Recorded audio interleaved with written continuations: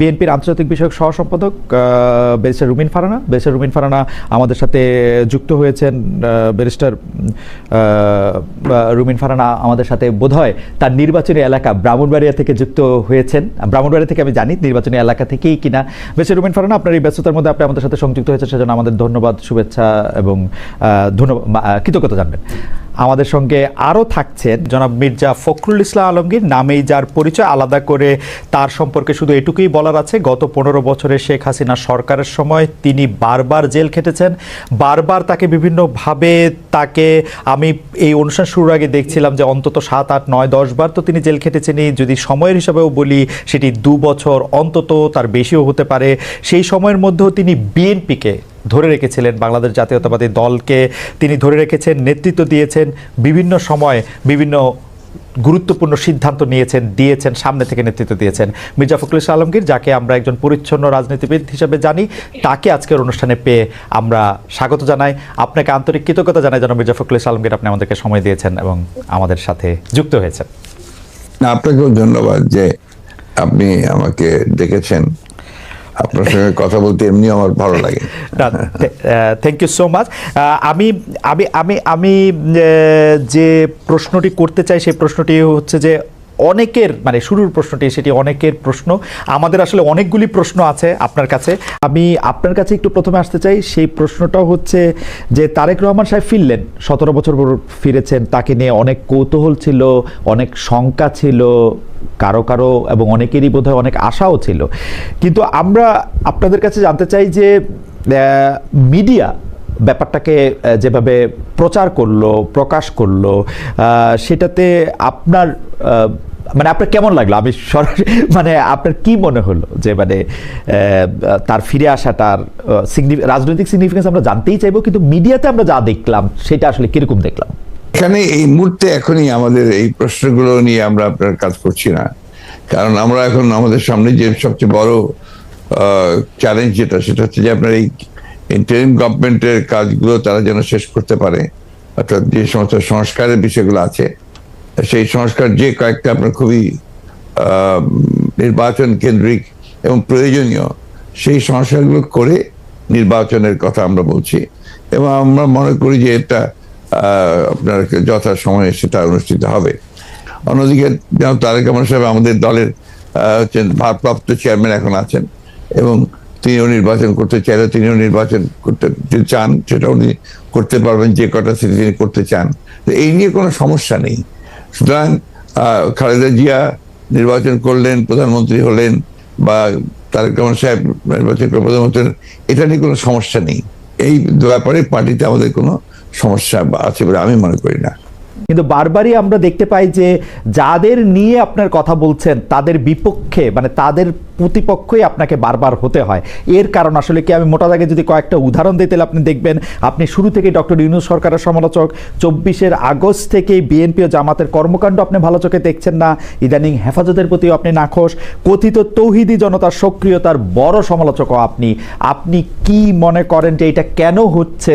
এর জন্য আপনার দায়টা আপনি দেখেন কিনা?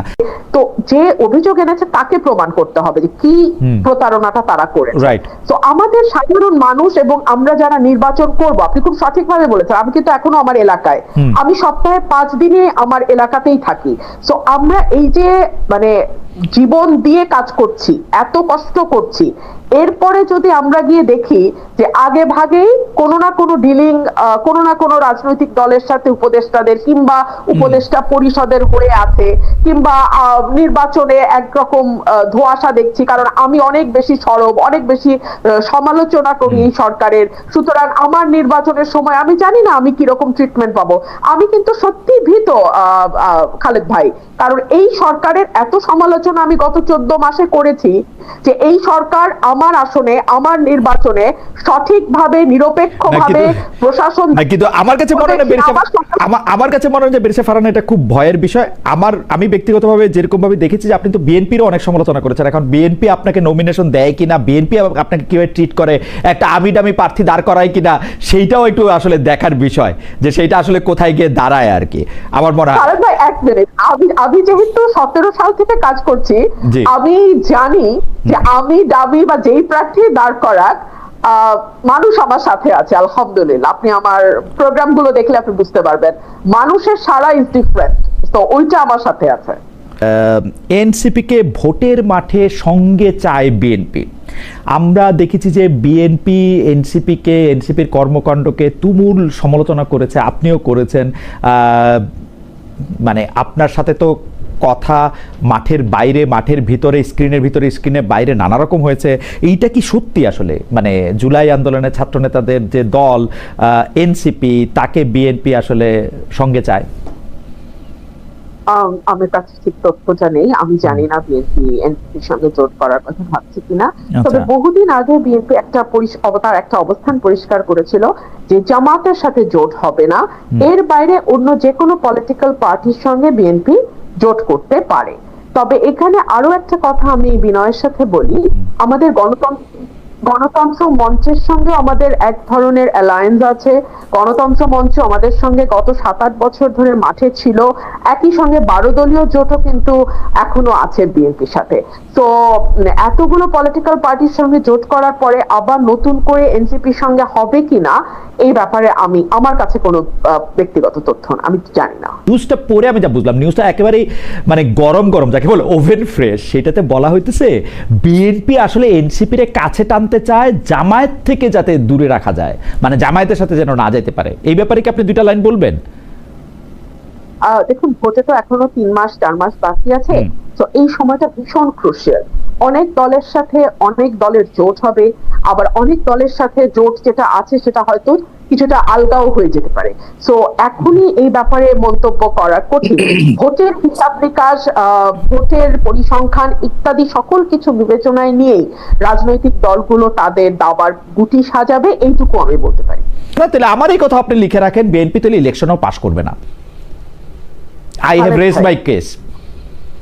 খালেদ ভাই, এটা হচ্ছে গায়ের জোরে। হ্যাঁ, যখন আমাদের কোনো মামলা দুর্বল থাকে আমরা তখন গলার স্বরটা চেষ্টা করি উঁচুতে উঠিয়ে দিতে, সো দ্যাট আমরা গায়ের জোরে একটা কেস প্রুভ করে ফেলতে পারি। লয়াররা এটা করে অনেক সময়। আপনার কথা আমার কাছে সেরকম মনে হয়েছে।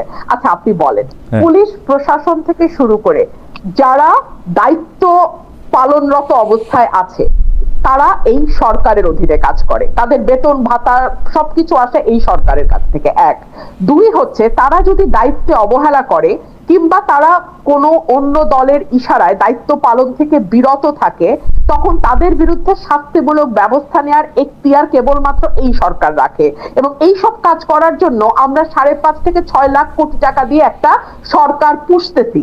হ্যাঁ, একটা মোটা ছোটা সরকার আমরা পুষি। এই যে তারা একবার বিদেশে যায় লট বহর নেয়া, তার পিছনে রাষ্ট্রের কোটি কোটি কোটি টাকা খরচ হয়, সেগুলা কিন্তু তাদের এই দায়িত্বগুলা যাতে তারা সুষ্ঠুভাবে পালন করতে পারে সেইটার কারণেই তাদেরকে ওই জায়গায় বসানো হয়েছে। যেটা সুযোগ সুবিধা ভোগ করে তারা বিদেশে ট্রিটমেন্ট নেয়, বিদেশে ঘুরতে যায়, বিদেশে লট বহর নিয়ে জাতিসংঘে গিয়ে উঠে, ইত্যাদি ইত্যাদি ইত্যাদি। তো এগুলা করবার পরে তারা আইন শৃঙ্খলা ঠিক করতে পারবে না, তারা মানুষের জনমনে স্বস্তি আনতে পারবে না, তারা আওয়ামী লীগের মিছিল সমাবেশ বন্ধ করতে পারবে না, তারা মাজার ভাঙা বন্ধ করতে পারবে না, তারা নারীদের উপরে হয়ে যাওয়া মরাল পুলিশিং তো বন্ধ করে দূরেই থাক। আমি জাস্ট একটা উদাহরণ দেই, থানার থেকে মরাল পুলিশিং করা এক ব্যক্তিকে ফুলের মালা দিয়ে বাইর করে নিয়ে আসা হয়েছে, আপনি তো জানেন তাই না? আপনি তো জানেন যে কিভাবে লম্বা চুল দাড়ি রাস্তায় ফেলে জোর জবরদস্তি করে কাটা হয়েছে। এগুলা মিডিয়াতে বড় বড় করে না আসা পর্যন্ত আমি বেঁচে পারে না। আমি কেন, আপনি আমাকে গলার আওয়াজ বড় করে বলা, লয়ার ইত্যাদি নানা রকম কথা বললেন, এগুলির আমি গালি হিসাবেই নিলাম। কিন্তু ঘটনা হইতেছে যে আপনি যত বড় গলায়, আপনার কাছে আমি আবার আসবো, আপনি যত বড় গলায় প্রত্যেকটা শোতে এগুলি নিয়ে কথা বলেন, বিএনপি থেকে এর কি প্রতিবাদ জানানো হয়েছে? 400 মাজার ভাঙার একটা প্রেস রিলিজ দেওয়া ছাড়া। আমি আপনাকে বলি, মানুষের চুল কাটার আপনি বলেন বিএনপির কোন জায়গায় স্থানীয়ভাবে এগুলি প্রতিরোধ করা হয়েছে? আপনি বলেন কোন অন্যায়টা, আপনি যতগুলি অন্যায়ের কথা যতবার করে বলেন, আপনি বলেন কোন জায়গা থেকে বিএনপিকে বলা হয়েছে আর একবার যদি এই কথা বলা হয়, এটা করা হয়, আমরা এটাকে ধূলিসাৎ করব? আপনি তো দেখি নাই বিএনপির পজিশন। খালেদ ভাই, আমার যতদূর মনে পড়ে আপনার একটা শোতে হাসনাত আব্দুল্লাহকে আপনি বলছিলেন রাস্তায় পিচ দেওয়া হইতেছে কি হয় নাই এটা দেখার দায়িত্ব কি আপনার? না, ঠিক রাইট, ঠিক সেরকমই তার উপরে যদি কোনো ফৌজদারি অপরাধ ঘটে সেটা বন্ধ করার দায়িত্ব বিএনপি না ফৌজদারি অপরাধ বন্ধ করার দায়িত্ব আপনিও কিন্তু ফৌজদারি অপরাধ বন্ধ করার দায়িত্ব নিতেছেন না বেরিসা ফারহানা। আপনি যেটা করতেছেন, আপনি এটা প্রতিবাদ জানাচ্ছেন প্রতিটা জায়গায়, আপনি এটা বলতেছেন। আমার প্রশ্ন হচ্ছে আরে আমার আপনি বিএনপি কে নিয়ে আমি কেমনে বুঝবো? 2 দিন পরে ফজলুর রহমানের মতো, ফজলুর রহমান সাহেবের কি বিএনপি ছিল? 2 দিন আগে পরে তো দেখবো যে ওরে বাদ দিয়ে দিছে। আপনি বাদ দিয়ে দিলেই তো আপনি বিএনপি না। আমি তো তারেক রহমান সাহেব আর খালেদা জিয়া ছাড়া কাউরই বিএনপি মনে করি না। ওই দুজন হলো বিএনপি, আপনার ইন্ডিভিজুয়াল। ঠিক আছে তাহলে আপনার বয়ান অনুযায়ী তারেক রহমান এবং দেশনেত্রী বেগম খালেদা জিয়াকে এই অপরাধগুলোর প্রতিবাদ করতে হবে, প্রতিবাদ করে যেতে হবে, নির্দেশনা দিতে হবে যে সামাজিকভাবে এগুলিকে প্রতিরোধ করার জন্য, যেটা আমি দেখি নাই। আমার কথা হচ্ছে এইটা, আমাদের তরফে বিভিন্ন লেয়ারে সেই প্রতিবাদ করা হচ্ছে। বিভিন্ন লেয়ারে আমরা যখনই কথা বলছি, শুধু আমি না তো, আমার সঙ্গে টকশোতে যারা অন্যান্য যারা পার্টিসিপেন্ট যান বিএনপি কে রিপ্রেজেন্ট করেন, প্রত্যেকে কনডেম করছেন। কোনো লাভ কি হচ্ছে? আমরা মূল পয়েন্টে আসি। বিএনপি প্রতিবাদ করছে কি করছে না, তার চেয়ে অনেক গুরুত্বপূর্ণ প্রশ্ন হচ্ছে সরকার তার দায়িত্ব ঠিকভাবে পালন করছে কিনা। আমরা সরকারকে তার দায়িত্ব ঠিকভাবে পালন করতে দেখছি না। এখন মাহফুজ আলম তিনি সরকারের অংশ, তিনি যদি এটাকে তার ভবিষ্যৎ প্রতিদ্বন্দ্বী দলের ঘাড়ে দিয়ে স্বস্তি পেতে চান, তিনি স্বস্তি পেতে পারেন, কিন্তু তাতে সরকারের ব্যর্থতা মানুষের চোখে কোনো অংশেই কমবে না। ওকে, গত 15 বছরে আওয়ামী লীগের শাসনকে যে ফেসিবাদী বলা হচ্ছে এবং তার যে পালিয়ে যাওয়াটা, যেটি আসলে আপনি এখন বর্ণনাও করলেন, দুর্নীতি, তারপরে নানা ধরনের নানা কারণে, কিন্তু তার পেছনে আপনাদের আমলে যে 20 বছর আগে 21 আগস্টে গ্রেনেড হামলা, বিচারকদের বয়স বাড়িয়ে তত্ত্বাবধায়ক সরকারকে প্রশ্নবিদ্ধ করার মাধ্যমে শেখ হাসিনাকে কর্তৃত্ববাদী শাসনের দিকে নিয়ে যাওয়া, এ নিয়েও আসলে নানা ধরনের আলোচনা আছে।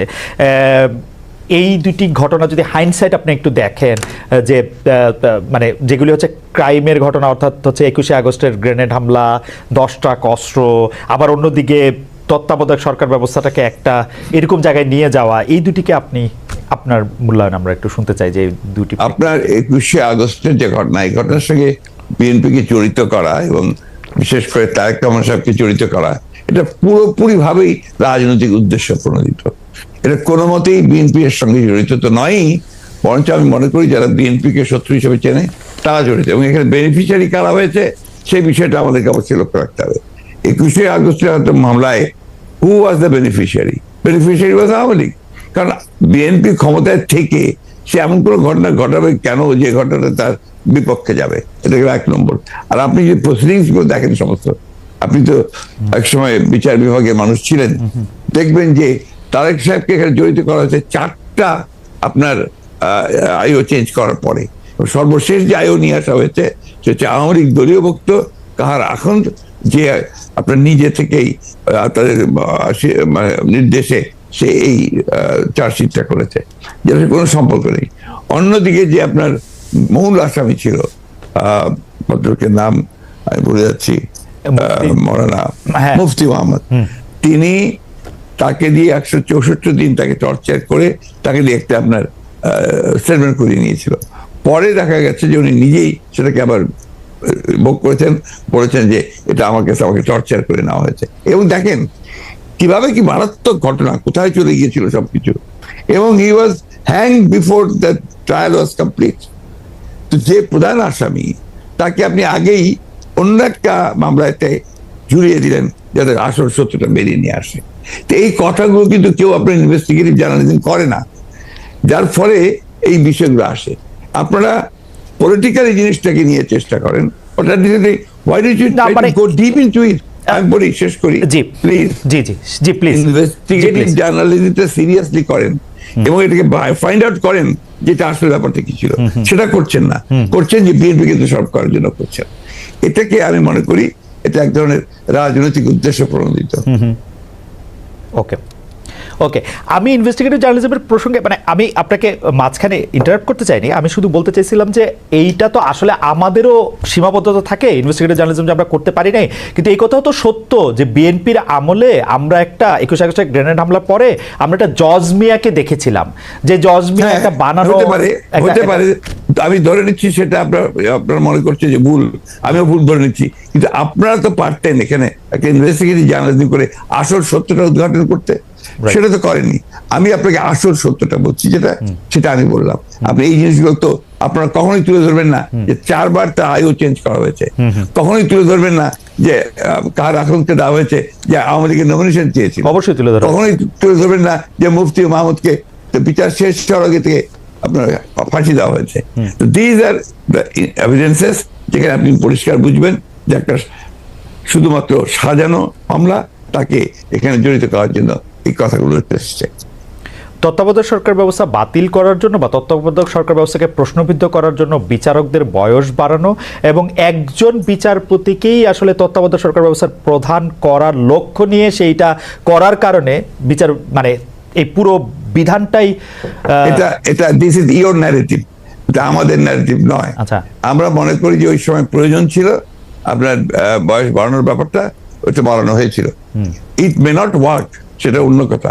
একটা জিনিস আপনি আবার ভুলে যাবেন না যে 1/11 আগে চক্রান্তটা একটা হয়েছিল।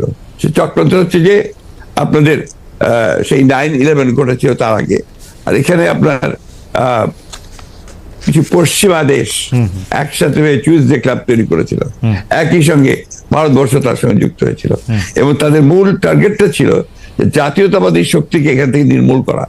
এবং যেহেতু তারেক রহমান সাহেব জাতীয়তাবাদী শক্তির উঠতি নেতা ছিলেন, হি ওয়াজ দ্য রাইজিং লিডার, সুতরাং তাকে আপনারা মেলাইন করার জন্য, তার ভাবমূর্তি নষ্ট করার জন্য একটা পরিকল্পিতভাবে এই চক্রান্তগুলো করা হয়েছে এবং এই ক্যাম্পেইনটা চালানো হয়েছে, হুইচ ইজ টোটালি পলিটিক্যাল।